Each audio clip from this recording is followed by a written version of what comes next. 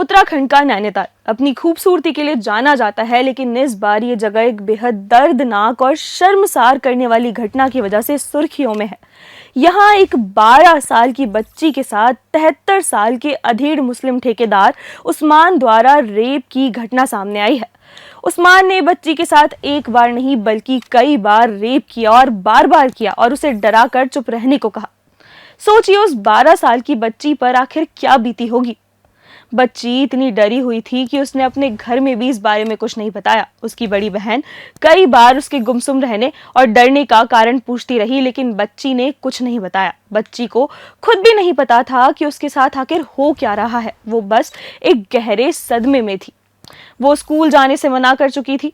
इस घटना का खुलासा दुष्कर्म के 19 दिन बाद 1 मई को हुआ, जब नानी ने किसी तरह पीड़िता को मनाया तो उसने सारी सच्चाई बताई, जिसे सुनकर होश उड़ गए।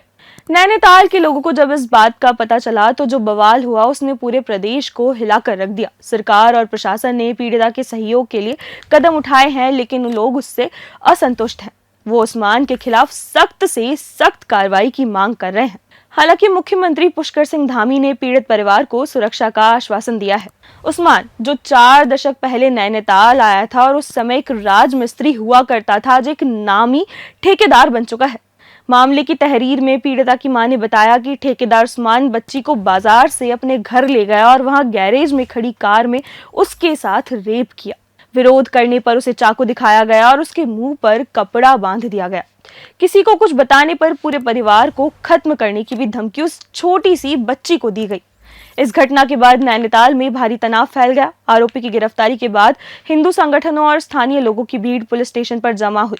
इसके बाद मुस्लिम समुदाय की दुकानों में तोड़फोड़, पत्थरबाजी और मारपीट की गई। नैनीताल नगर पालिका ने आरोपी उस्मान के खिलाफ अतिक्रमण हटाने का नोटिस भी जारी किया, लेकिन हाईकोर्ट ने उस नोटिस पर रोक लगा दी, ये कहकर कि सुप्रीम कोर्ट के निर्देशों के अनुसार अतिक्रमण हटाने से कम 15 दिनों का नोटिस अनिवार्य होता है। इस घटना के बाद नैनीताल का माहौल तनावपूर्ण बना हुआ है और अभी तक माहौल पूरी तरह शांत नहीं हुआ है। हिंदू समुदाय न्याय को लेकर सड़कों पर उतर आए हैं। पर्यटन पूरी तरह प्रभावित हो चुका है। कई लोगों ने होटल बुकिंग कैंसिल करवा दी है। नैनीताल का पूरा हिंदू समाज न्याय की मांग कर रहा है। सवाल ये भी उठता है कि आखिर क्यों इन मजहबियों की सोच इतनी ज्यादा सड़ चुकी है?